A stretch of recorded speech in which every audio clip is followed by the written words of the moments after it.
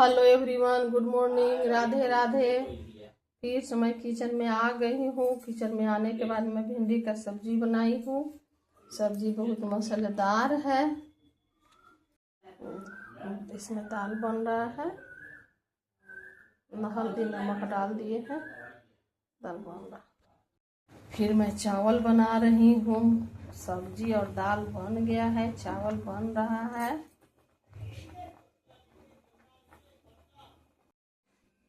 Hello everyone, Radhe Radhe. फिर से मैं आ गई हूँ नए थाली के साथ। थाली में चावल है, दाल है, भिंडी के सब्जी है, कटहल का सब्जी है और रायता है। इधर मेरा खाना है, चावल दाल सब्जी और रायता है। उधर मिठाई भी है। आज का मेरा खाना यही है।